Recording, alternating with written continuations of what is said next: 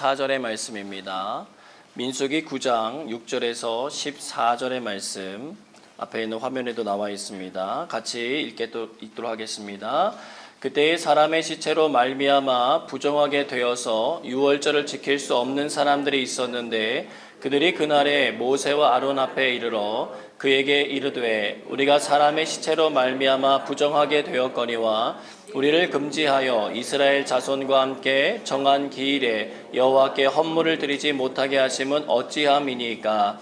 모세가 그들에게 이르되 기다리라. 여호와께서 너희에게 대하여 어떻게 명령하시는지 내가 들으리라. 여호와께서 모세에게 말씀하여 이르시되 이스라엘 자손에게 말하여 이르라. 너희나 너희 후손 중에 시체로 말미암아 부정하게 되든지 먼 여행 중에 있다 할지라도 다 여호와 앞에 마땅히 유월절을 지키되 둘째 달 14째 날 해질 때에 그것을 지켜서 어린 양의 무교병과 쓴 나물을 아울러 먹을 것이요 아침까지 그것을 조금도 남겨두지 말며 그 뼈를 하나도 꺾지 말아서 유월절 모든 율례대로 지킬 것이니라.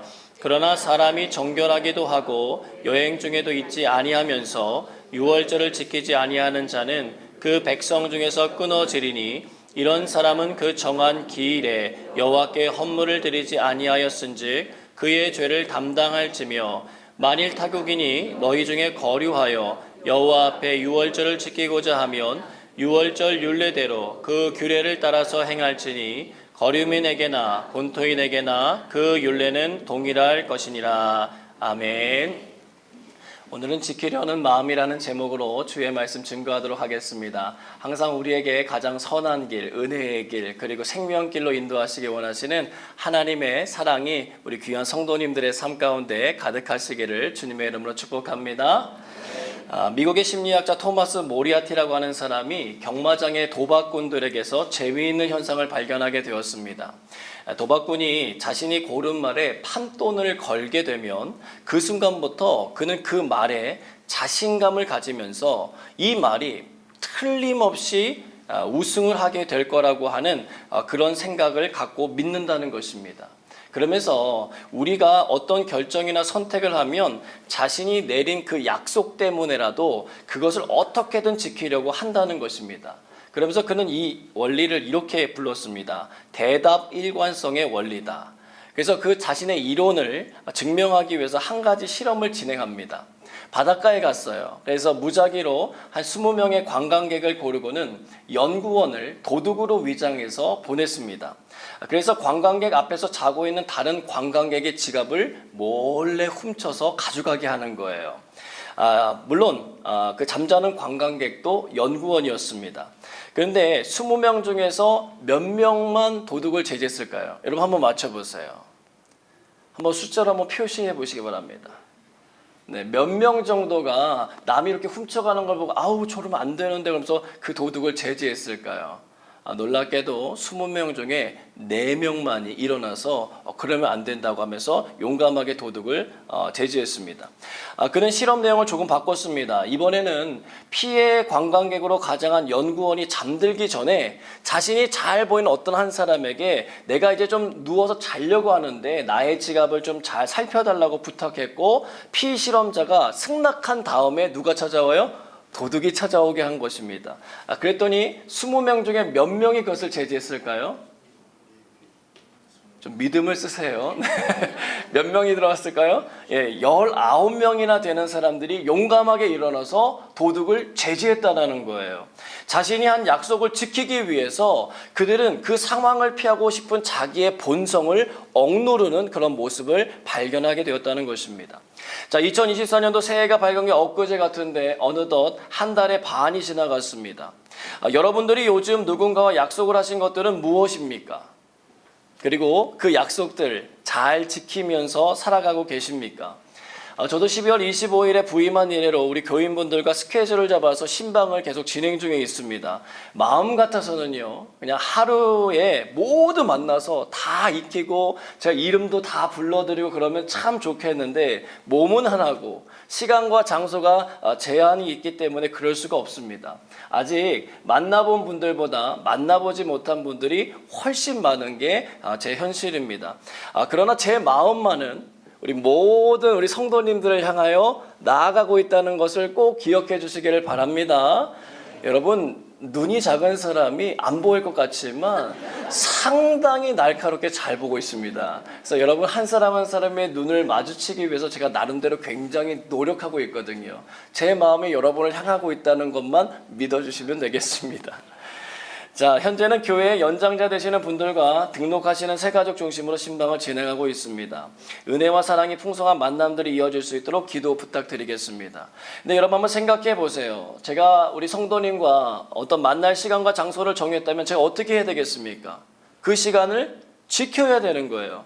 그리고 혹시라도 지킬 수 못하는 그런 상황들이 생긴다면 제가 연락을 드려서 상황을 설명하고 양해를 구하거나 어떤 용서를 구해야 되는 것입니다. 그렇지 않다면 저에 대한 신뢰는 금이 가거나 깨지고 말 것이기 때문에 그래요.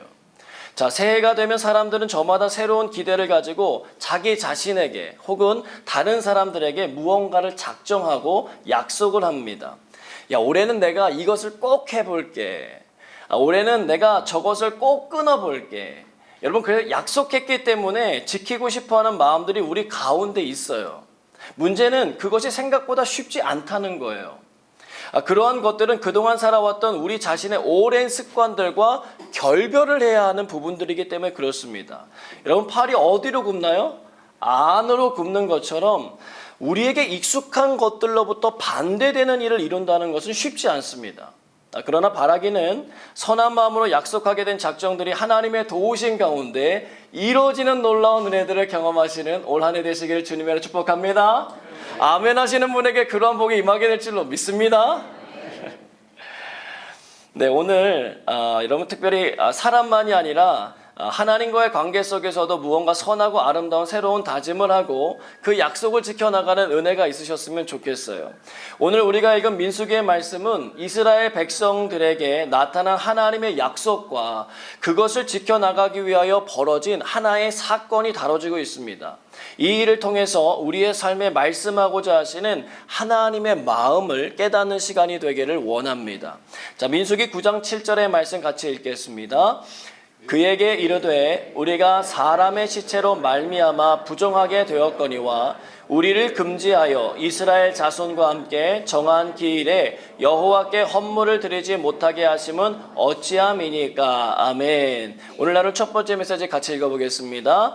하나님께 드리지 못해 속상해지는 은혜도 있습니다. 여러분, 사실 이스라엘 백성들은요, 가는 곳마다 하나님 앞에 사고를 잘 친 민족이었어요.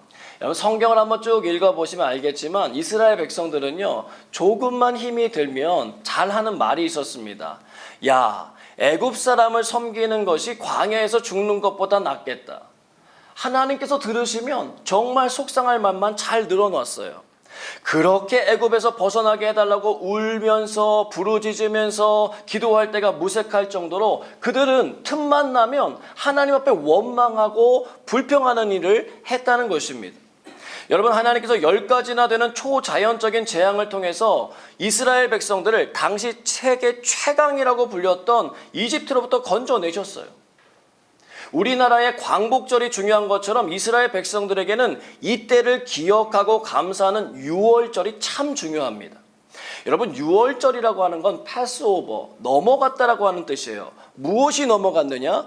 죽음의 심판이 넘어갔다는 것입니다. 처음 난 것을 모두 죽이시는 하나님의 심판이 임하는 날, 하나님의 약속을 믿고 어린 양을 잡아서 그 피를 문의 앞에 바르는 집들에게는 그 심판이 임하지 않고 넘어가게 되었어요. 심판의 날이었고 울음의 날이었고 애통하는 날이었고 슬픔의 날이었는데 하나님의 약속을 믿고 그 약속을 지켜 행한 사람들에게는 은혜의 날이었고 감사의 날이었고 찬양할 수 있는 날이 되었다는 것입니다. 이것은 오늘날 예수 그리스도를 믿고 따르는 우리들에게도 여전히 유효한 약속입니다. 세상 죄를 지고 가는 하나님의 어린 양이신 예수 그리스도의 십자가 피가 우리의 영혼에 뿌려진 사람들은 하나님의 심판이 무섭기만 한 것이 아니라 감사하고 기쁘고 은혜가 가득한 순간으로 맞이할 수 있다는 거예요. 그 이유는 하나님께서는 예수님을 통하여 우리에게 하신 약속을 절대로 가볍게 여기시지 않고 반드시 지켜주시는 분이기 때문에 그렇습니다. 그것은 심지어 사도 바울과 같이 예수님을 믿던 그리스도인들을 핍박하던 사람들에게까지도 미치는 은혜라는 거예요.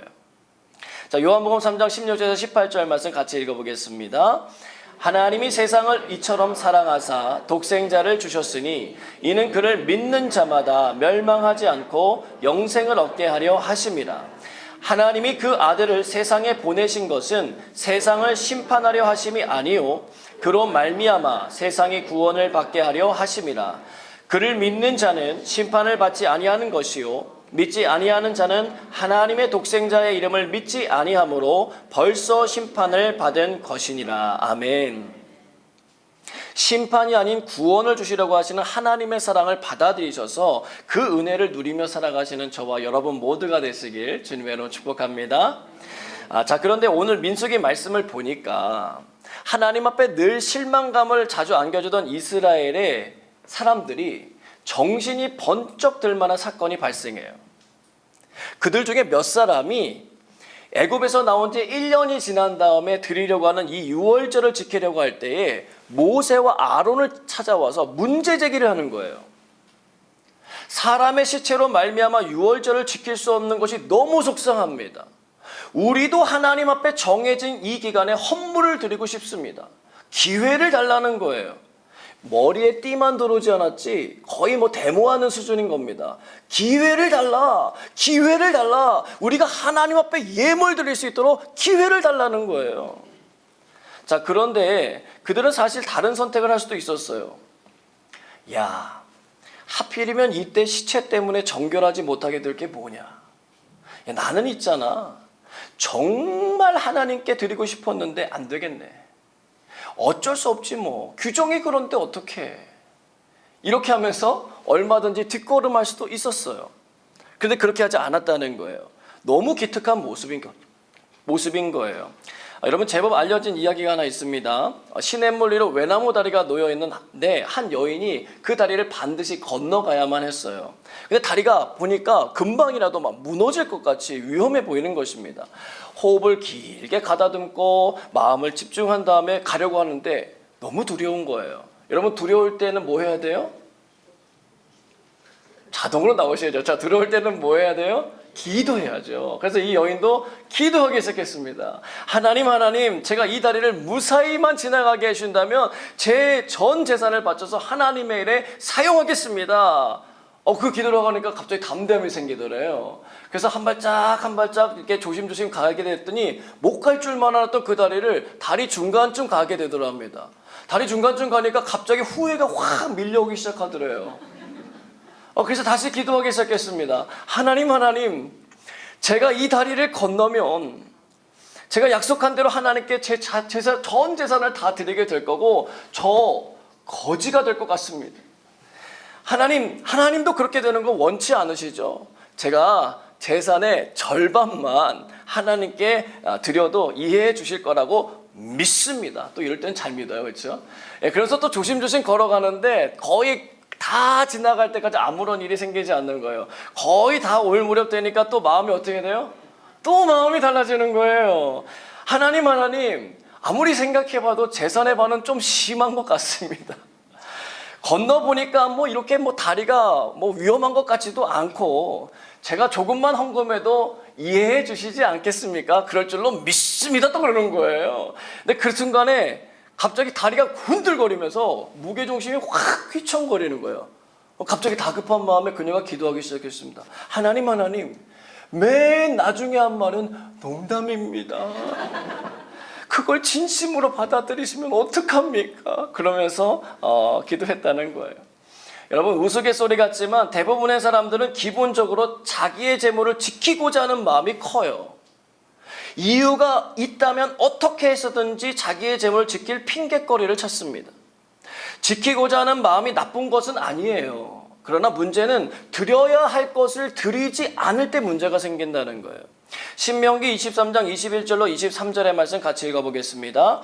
내 하나님 여호와께 서원하거든 갚기를 더디하지 말라. 내 하나님 여호와께서 반드시 그것을 내게 요구하시리니 더디면 그것이 내게 죄가 될 것이라.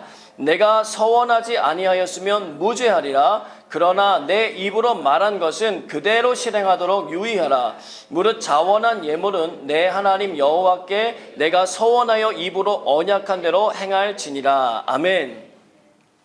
이 말씀을 읽고 볼 때도요, 우리 마음속에서는 전투가 벌어져요. 한 마음에서 이런 마음이 들어올 겁니다. 아유, 하나님 앞에 서원하면 안 되겠다. 야, 입으로 시인하면 이거 큰일 나겠네. 그러면서 마음에 굳은 결심을 하는 분들이 계실 거예요. 근데 그때 또 다른 마음이 우리의 마음속에 훅 들어올 수 있어. 이런 거죠. 그래, 말씀대로 서원한 거 내가 얼른 지켜야지. 야, 또 하나님 앞에 내가 자원하여 예물 드릴 수 있는 이 아름다운 삶까지 내가 좀 나아가야 되겠다. 내가 그래도 명색이 아름다운 교회 성도인데 아름다운 신앙의 모습을 향해서 내가 나아가야 되지 않겠냐. 이런 마음이 들어오실 수 있다는 거예요. 여러분, 이 두 번째 마음이 여러분에게 생소하게 느껴지지 않으시길 축복합니다. 여러분, 사람에게는 지키려는 마음이 있는데 그것이 재물이 아닌 사랑하는 존재가 될 수도 있다는 것을 우리는 잘 알고 있습니다. 사람이요, 사랑에 빠지게 되면 물불을 가리질 않아요. 있는 것 없는 것 다 퍼주려고 합니다. 저도 아깝지가 않아요. 사랑하는 존재가 그것을 받고 그냥 즐거워하는 모습, 그거 하나면 충분하고 만족이 됩니다. 이 놀라운 은혜죠.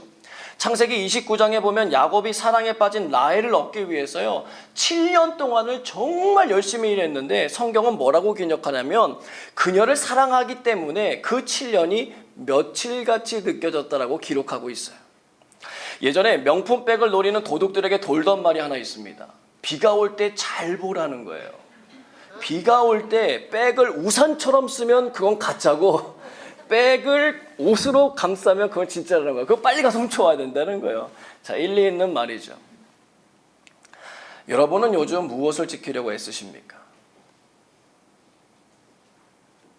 2024년도 새해가 밝았는데 여러분은 요즘 무엇을 지키려고 그렇게 애쓰고 힘쓰세요? 그것이 여러분이 지금 사랑하는 것들입니다. 여러분이 사랑하고 있는 것이 무엇인지 조금만 관심 기울이면 금방 알 수 있어요. 바라기는 6월절 절기에 비록 자신들이 원치 않게 시체를 접하게 되었지만 이날만큼은 하나님께 나와 예물을 드리며 감사를 표현하고 싶다 목소리를 내었던 이스라엘 백성들처럼 하나님과의 사랑에 빠지는 은혜의 한 주간 되시기를 축복합니다. 민수기 9장 11절 말씀 같이 읽겠습니다. 둘째 달 14째 날 해질 때에 그것을 지켜서 어린 양의 무교병과 쓴 나물을 아울러 먹을 것이요. 아멘. 오늘날 두 번째 메시지 같이 읽습니다. 하나님께 진심이라면 고난에도 참여하게 됩니다. 자, 율법의 조항을 뛰어넘어서라도 한 해 한 번 드려지는 이 6월절 절기만큼은 어떻게든 하나님 앞에 나와서 예배드리고 예물 드리기를 원하는 사람들의 요청에 모세가 어떻게 했을까요? 야, 어떻게 그렇게 기특한 생각을 했니? 요즘 아이들 말로 하면 어떻게 그렇게 신박한 생각을 할 수 있니? 정말 좋은 생각이니까 얼른 그렇게 하라고 말하지 않았습니다. 민수기 9장 8절 말씀 같이 읽어봅니다. 모세가 그들에게 이르되 기다리라. 여호와께서 너희에게 대하여 어떻게 명령하시는지 내가 들으리라. 아멘. 모세는요, 즉각적으로 대답할 수 있는 쉬운 길을 내려놓고 기다림의 길을 선택했다는 거예요. 여러분, 올해 우리 교회 표가 무엇이죠? 할렐루야. 여러분, 기쁨, 기도, 감사, 이 세 가지입니다. 자, 이 일을 이루기 위해서 우리의 기준이 되는 중심축이 있어요. 그게 뭐냐면 여호와 하나님입니다. 여러분, 하나님을 알지 못하는 수많은 사람들도요, 기쁘게 살려고 정말 많이 노력해요. 코미디 프로그램도 찾아서 보고요, 운동을 같이 하기도 하고요, 도박에 빠지기도 하고 술을 마시기도 하고 마약 같은 것으로 기쁨을 찾으려고 합니다. 또 그들도요, 자기들이 섬기는 신을 향해서 기도해요. 예수님 믿는 우리들이 부끄러울 정도로 온갖 정성을 들여서 기도합니다. 1000배를 하기도 하고 3000배를 하기도 해요. 부적을 사려고요, 어마어마한 돈을 갖다 바치기도 합니다. 감사하려고 감사의 기도 적고요, 감사하며 살자고 다짐하기도 해요. 그러면 우리도 그렇게 살면 되는가? 아니라는 거예요. 우리의 기쁨과 기도와 감사는 모두 다 누구에게? 하나님께 초점이 맞춰져 있어야 된다는 거예요. 그냥 맹목적으로 기뻐하자, 기도하자, 감사하자 하시면 안 돼요. 하나님 안에서 기뻐해야 돼요. 하나님께 기도해야 돼요. 하나님께 감사하는 것이 우리의 목적이 되어야 된다는 거예요. 여러분, 이 목적이 흐트러지면 우리의 신앙은요, 중심을 잃어버리고 넘어질 수밖에 없게 되어 있습니다.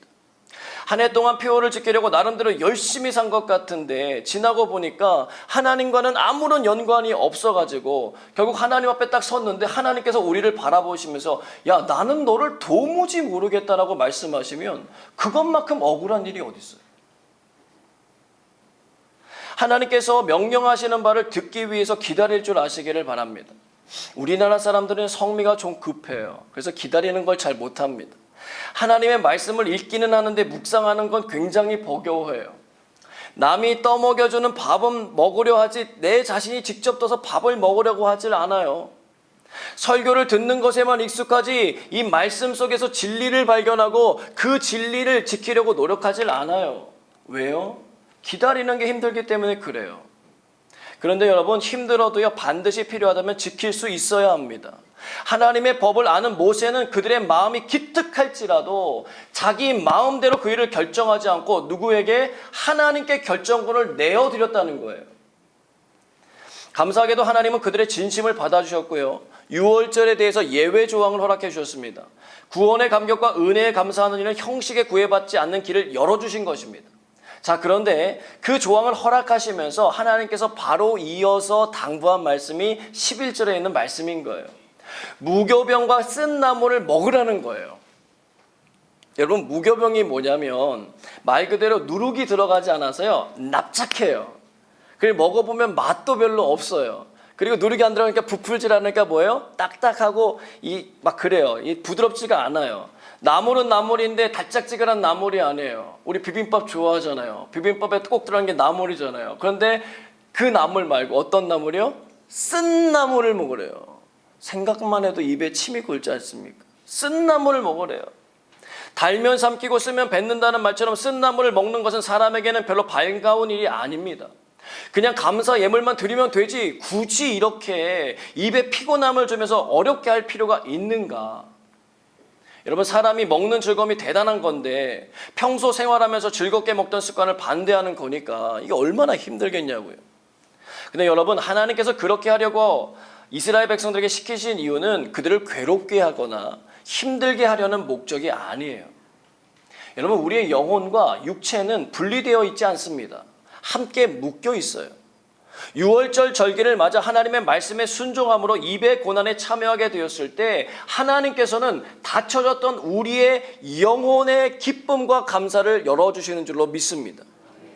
예수님의 제자들이 복음을 증거하기 위해서 때로는 억울한 일도 당했고요, 고난도 당했고요, 감옥에 갇히기도 했고 매도 맞기도 했어요. 그런데 그 고난에 참여해서 힘든 게 아니라요, 오히려 남들은 느껴보지 못한 엄청난 기쁨을 누리면서 살았습니다. 감옥에 갇혀 지냈던 사도 바울이 적은 빌립보서를 보면 진짜 기쁨이 뭔지를 발견할 수 있어요. 여러분 가운데 혹시 하나님께서 주시는 기쁨을 내가 좀 회복하고 싶다, 어디를 봐야 할까라고 고민하시는 분도 있으면 빌립보서를 펴서 보시면 돼요.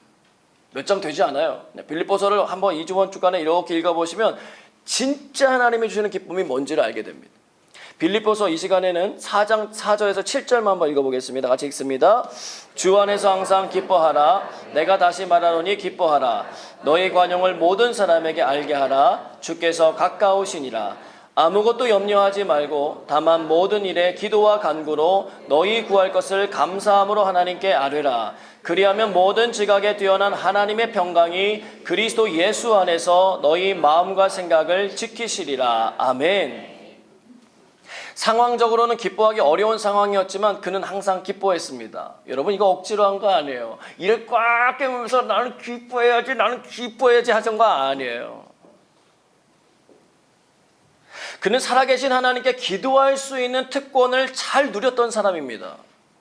염려가 되는 게 삶이지만 그는 그 안에 멈춤 기능을 사용하지 않아요.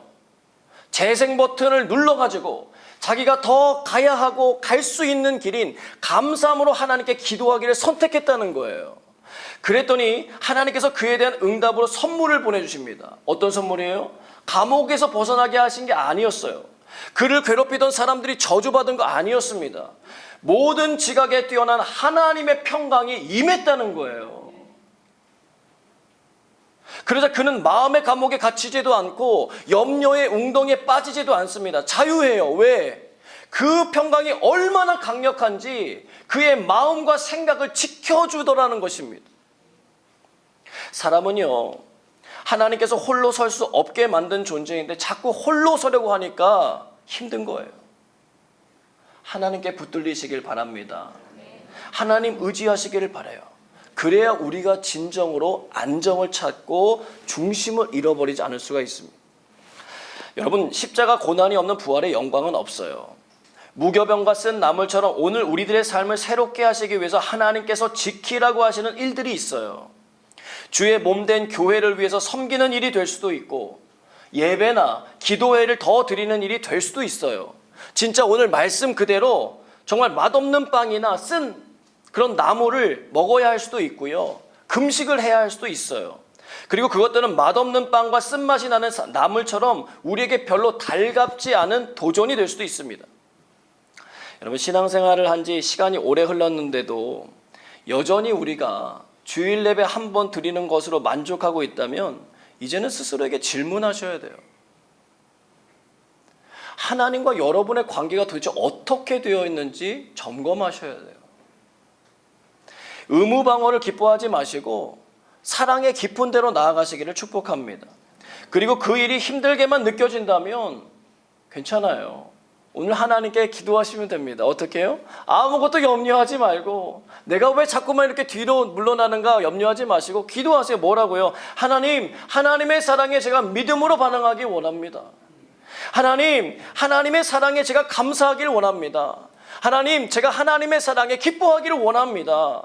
그러면요, 주님께서 선한 일에 마음을 쏟는 우리들의 기도 소리에 응답하셔서 우리를 한 차원 높은 은혜의 삶으로 인도해 주실 줄로 믿습니다. 그 은혜를 누리며 살아가시는 이번 한 주간의 삶이 되시길 주님의 이름으로 축복합니다. 함께 기도하겠습니다.